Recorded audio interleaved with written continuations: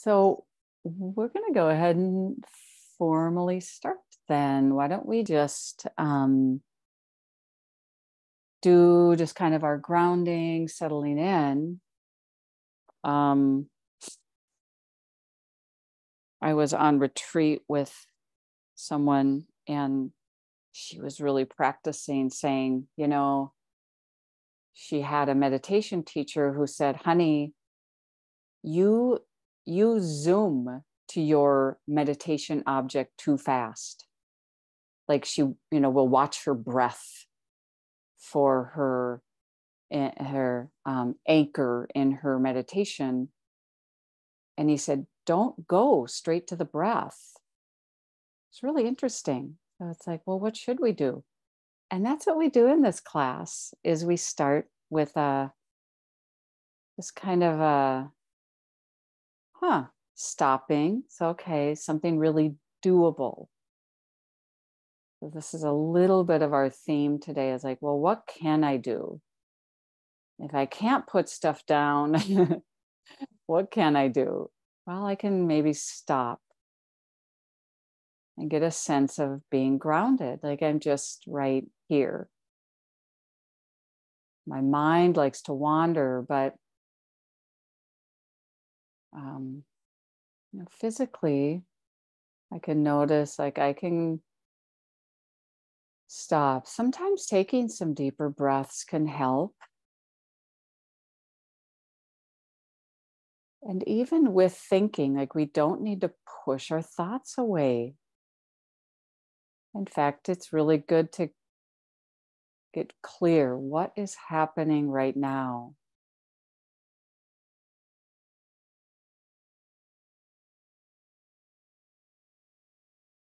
And the mind is really complex. It's all over the place, but I'm just going to feel. So you might even close your eyes, like, okay, I could close my eyes and just feel my body. Oh, I'm sitting. This is what it feels like to sit.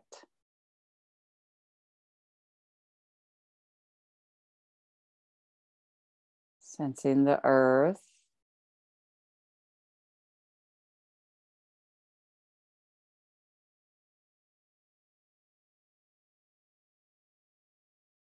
Sometimes hearing sounds, like I'll share the sound of the bell where it's telling yourself, honey, it's time.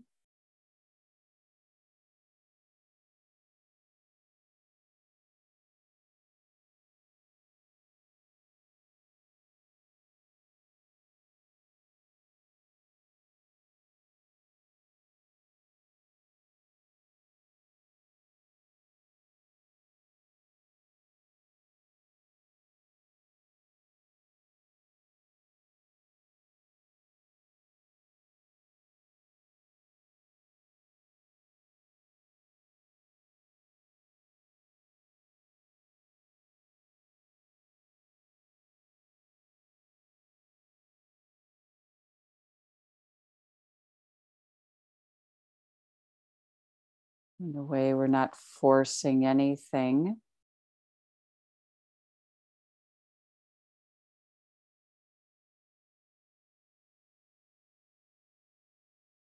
Just being aware. We're just starting to be aware, kind of well, I see what's going on here. There's these things happening in my body right now. My body feels like this.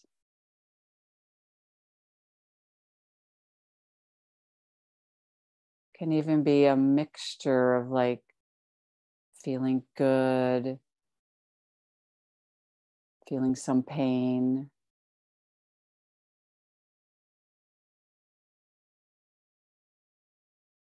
Just taking, no, you're recognizing what all is happening. So we start to perceive, we're really using perception and perceiving deeper in your body.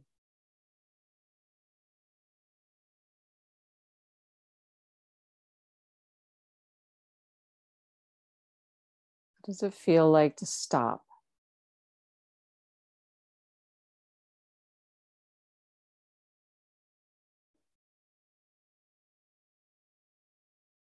And we let this be very organic. Like for some people, it feels good to rock a little bit here. Like it's just kind of soothing to let the body,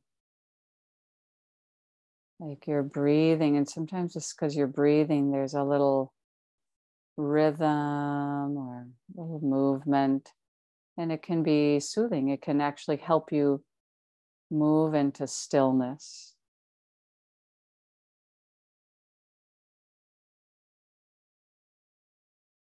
Grounding. What does it feel like? Grounding.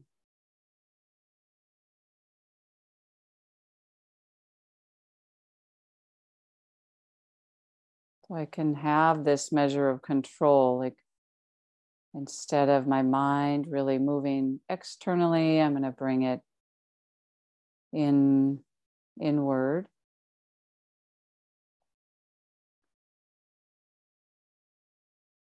Sensing, feeling your hands.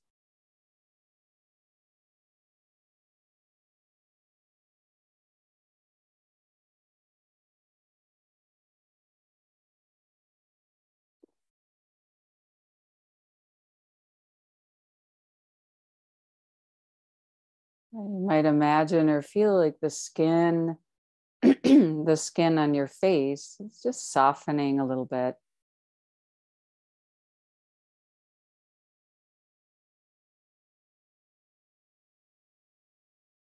Softening your lips.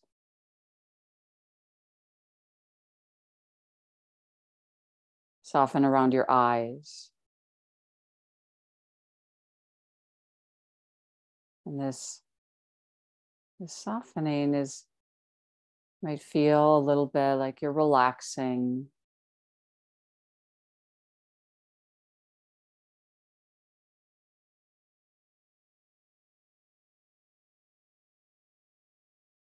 This is a practice of being here. I can tell, I can feel in my body, I'm right here.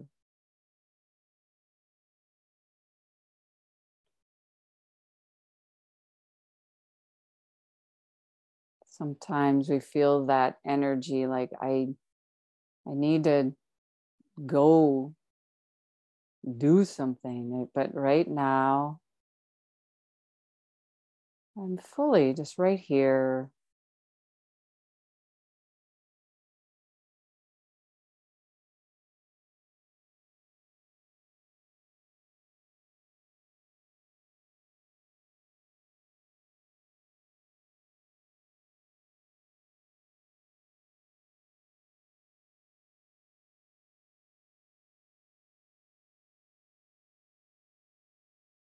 And really worthy of exploration then are these two qualities and how they kind of dance together is this sense of being relaxed and at the same time a feeling of being interested and alert.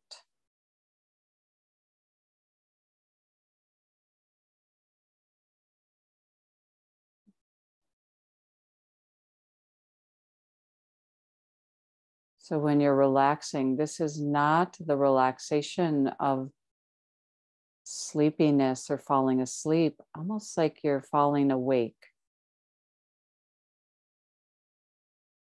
When you relax, this is a letting go, a drop by drop of physical tension. But in the body, even you might sense a kind of an energy around your spine.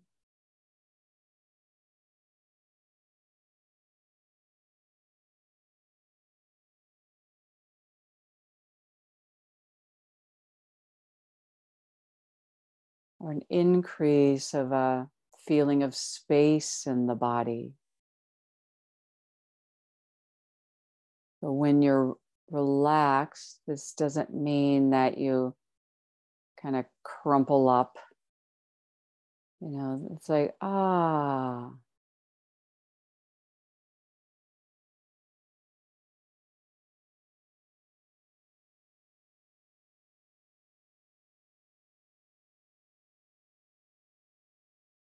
relaxed, alert.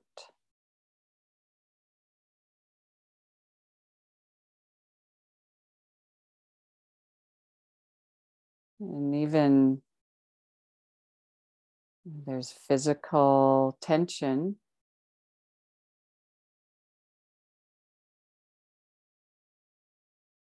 that we're choosing a little bit, relaxing that tension, feeling in the body, but even the mind. There's mind is less conflicted.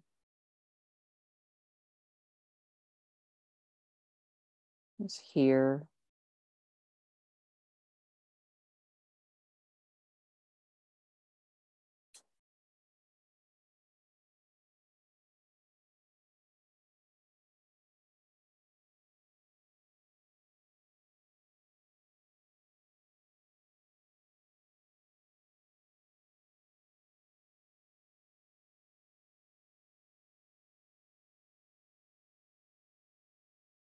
Deep in the belly.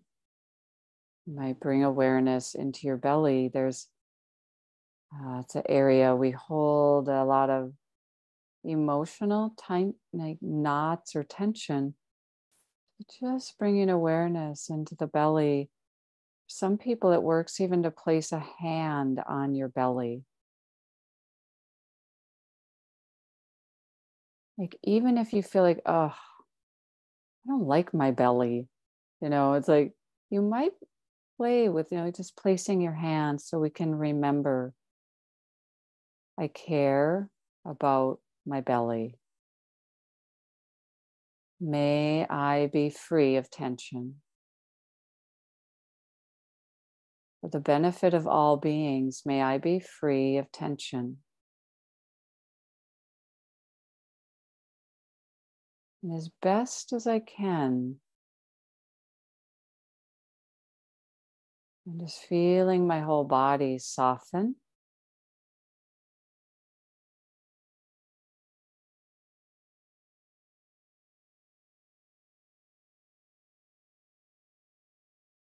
And feeling the kind of uprightness of the mind, the body.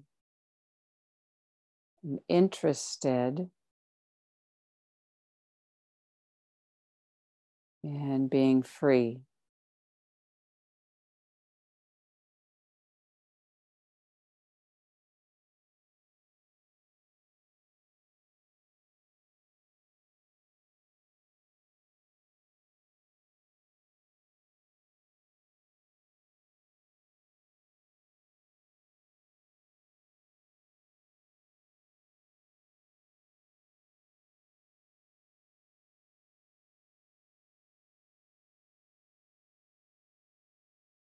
It's nice to start our practice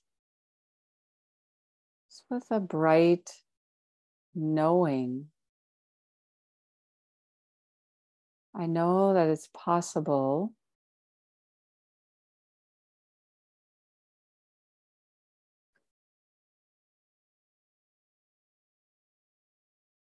to move into a stillness,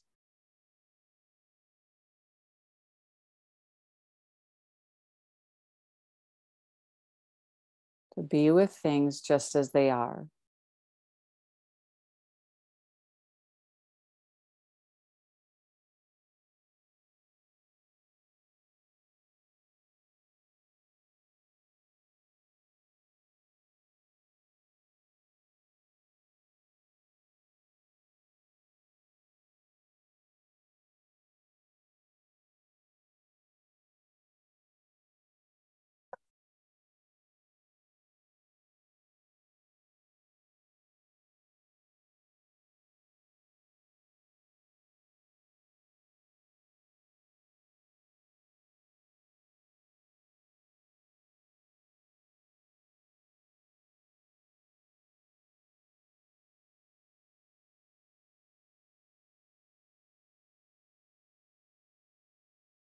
So I'm just going to invite you that.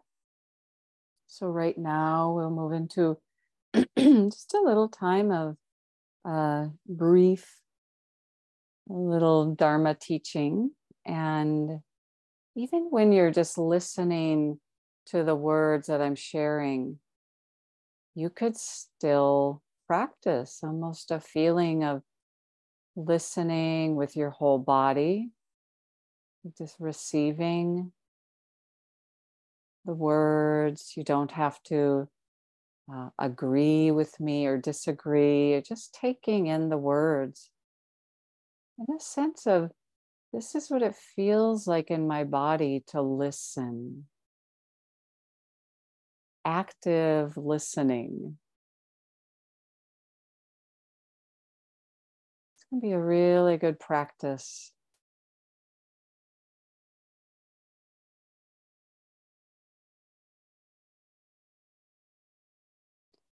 So I'm just going to share, I'm going to maybe use this title. I sent out a little email this week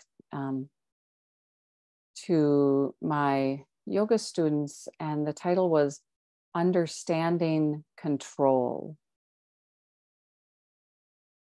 There's a lot of things in our lives that we want to control.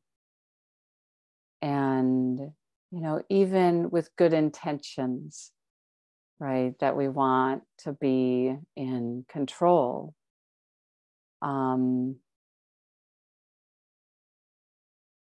Even when we sit and meditate, right, we want to be in control. But it's good to even just start to open up kind of a study, like, well, what is this? What is this like? And that there probably are things that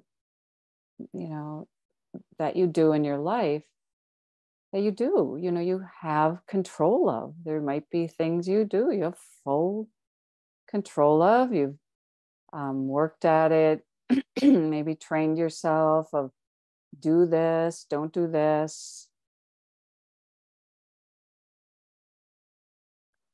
And one story I'll share, because I feel a lot of our lessons come from our life, just what comes at us in life.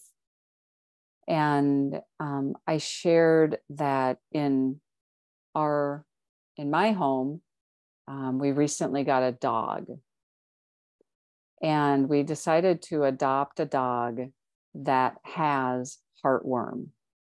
And so part of the adoption is that we're actually going to be fostering the dog while he goes through heartworm treatment. And some of you might be familiar with this, but it's really quite an intense medication that they get. So they'll get a shot that kills the heartworms. And they said during this time, the dog should stay completely calm, as in almost inactive. Sometimes they'll use the word comatose. And like no activity, even like they don't go on walks. When they go to the bathroom, if you take them out to your yard, they should be on a leash so they don't suddenly start running around. And so, we're getting these instructions like, okay, I understand the instructions, but, doing this is, so like, Angie, I'm going to bring in what you said, like, we're going to do the best we can with this instruction. How to keep a dog calm, and we have to keep the dog calm for 2 months, like not a couple days. And so we brought the dog in last week, and he got his first shot. And so we yeah, it was interesting. So I live with my husband and our daughter who's 13. We're like, how do we keep this dog calm? And we realized, so yeah, like if there's another dog barking outside, the dog might stop barking also and get kind of worked up. And we're like, stop barking. You know, like how do you then get that dog to calm down? And I feel like we gradually understood like the way to calm this dog. I'm like, I had this light bulb go off. I'm like, hey, wait a minute. I've been studying this for years. It's kind of like my brain. And when my brain gets all activated and I want it to calm down, and I could get really tight around that. Like, oh my God, I'm just spinning out about this thought and I hate it. I'm like, well, what would I do to then get out of that spinning? Like, how can I create this calm? So we kind of have turned our home into a meditation center. Like we've had to. It's like high stakes in a way. If we want this, dog to be as calm as possible, is to create a calm environment. And it's really been interesting to be kind of walking the talk like all the time, or to notice like when things get kind of revved up a little bit. Okay, or learning like clearly that didn't work. Let's try this. And so you learn kind of what's a dead end, because we didn't know the dog, like what activated it. So we've gradually, figured out this works, this doesn't work. And it's something about when you're taking care of this animal, that you're so willing to wholeheartedly, like, give it your all to create that right environment. So I feel like, it's been a week now and we have 2 months of this practice. And I've really learned a lot already. And it's, really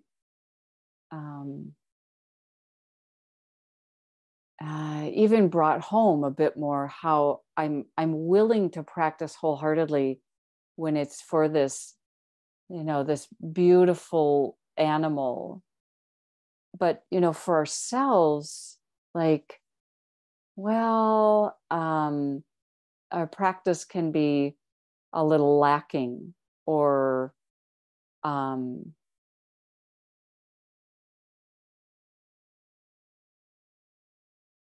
yeah, it's just not high stakes enough almost. So we gradually understand, I think it's gradual, that we understand the importance of doing this work. I mean, I've had people tell me, like, I found myself in a really critical situation and I was able to stay calm. And I think it's because of my meditation practice. And they're like really moved by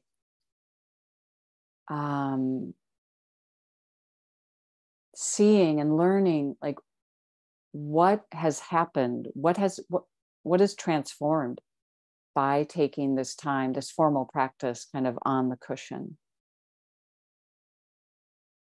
So let's go ahead and practice. So there's this kind of, in a way, dancing with life. Like we're kind of playing with, what am I kind of ready to take control of? And what is it like? Yeah, not there yet.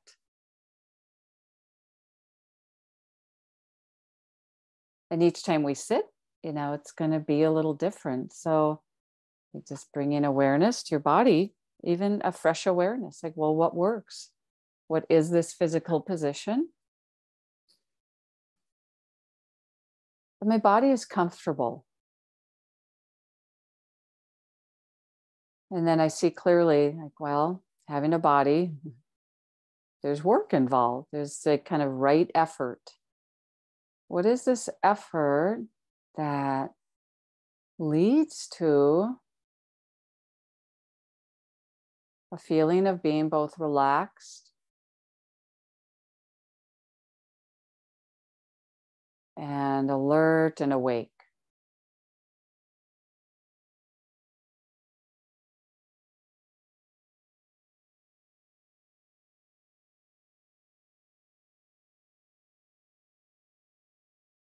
So somehow we all do the same thing, but in our own way. Like maybe it works for you to close your eyes. Now, if you keep your eyes, sometimes the eyelids are like half masked. You keep your eyes a little bit open. But if the eyes are open, that you're not looking around, that would be really distracting.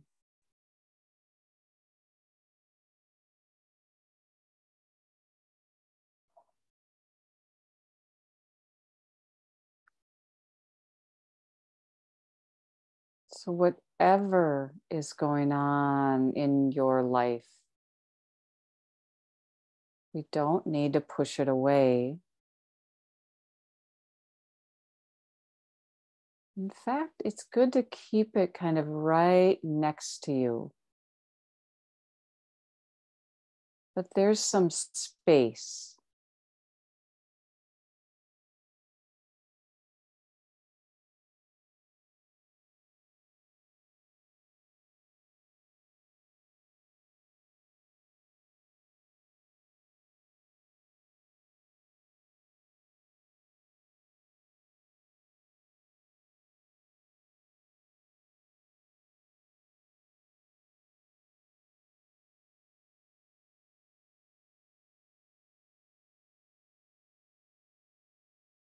So there is maybe a relaxation around like the skin on your face,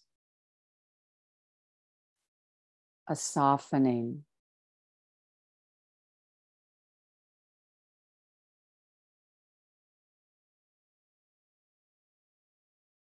So natural to hold tension.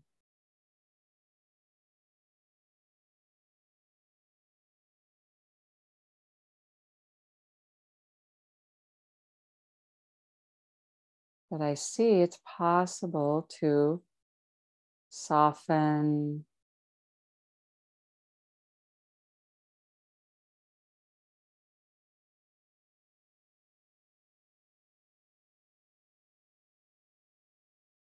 and in this way, I'm decreasing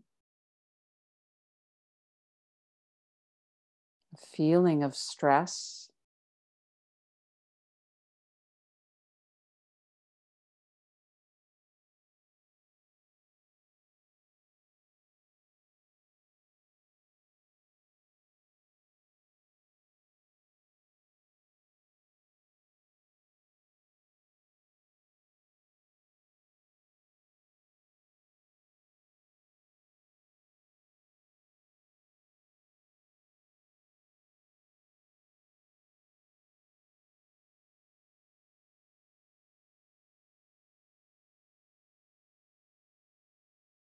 And then if it helps, you could bring awareness somewhere more specific.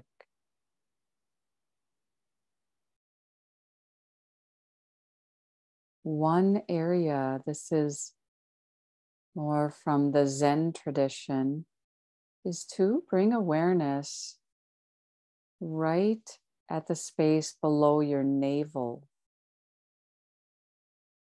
So could be kind of in the belly,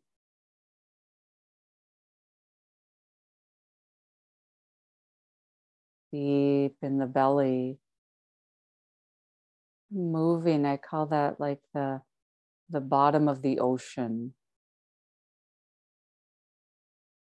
and just dwelling there. This body is your home.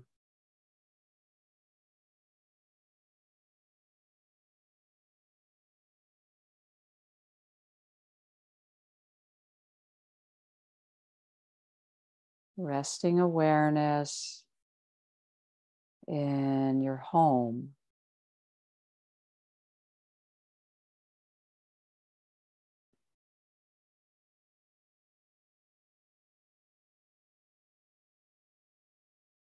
But it is important now that you find your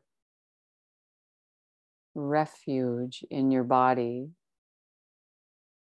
It might just be the feeling of your forearms, your forehead,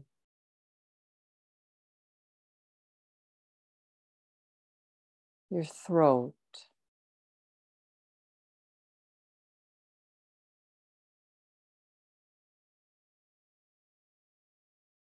space around your brain.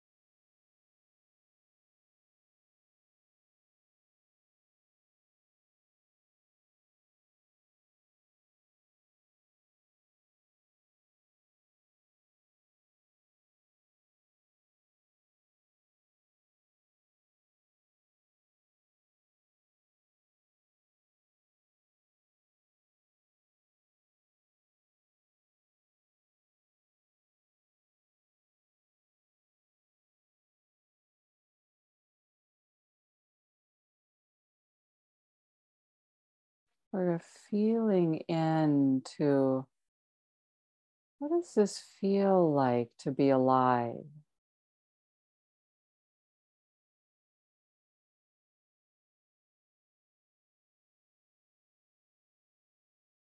And that's where you might then notice that you're breathing.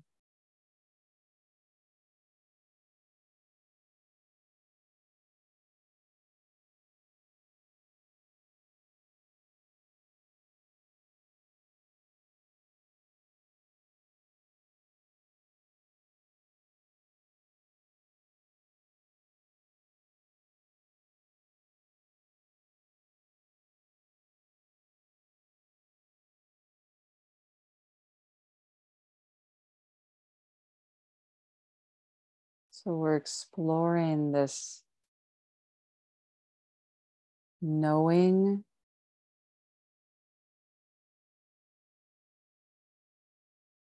what you're giving your attention to.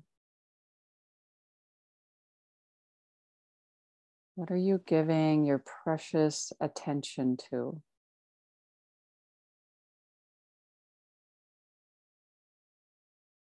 And how you can choose. Oh, there's a lot of things.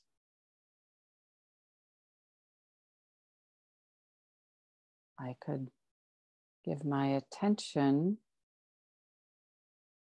to the here and now, fully here. I could give my attention to something in the past. I could give my attention to something in the future. I know that, but right now, I'm giving my full attention to the present, practicing. Because there's going to be a tug to move into the past or the future. I'm just feeling my body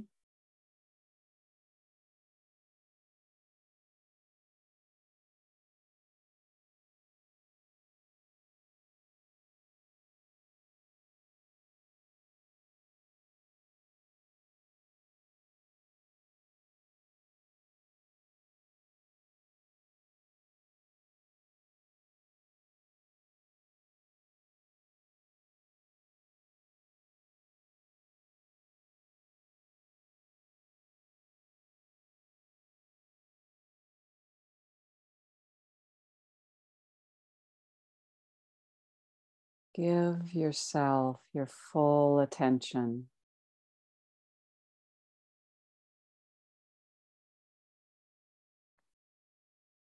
And again, like Angie had in her phrase, we're doing this in a wordless way of attention. We could call it by its real name, which is love, self-compassion. May I be free of tension in this moment.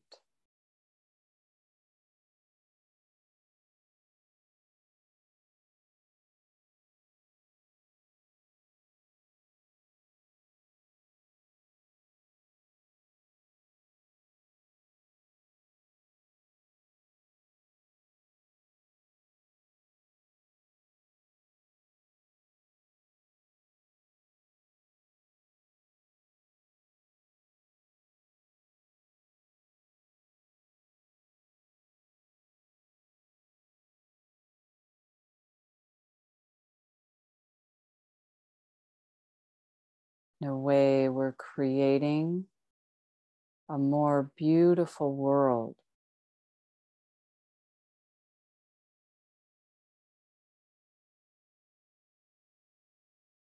by creating this beautiful internal world.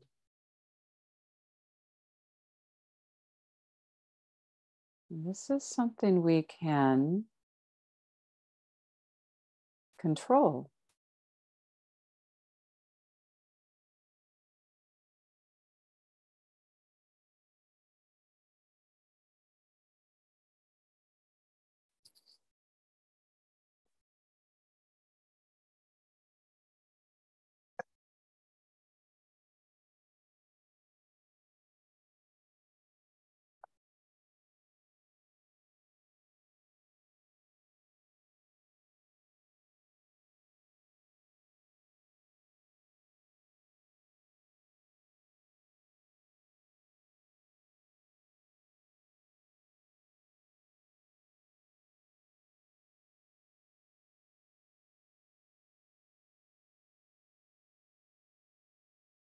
So we could kind of reconsider the sound of the bell, like rather than indicating that this class is over, it could be indicating that something's beginning. Like, hey, that little, like that crystal clear sound of the bell is like, it just it invites in a clarity. It kind of pierces this moment. And it might be just calling us to practice, like, oh, this is when it really starts, is after our meditation practice. Formal practice is over, moves into informal practice.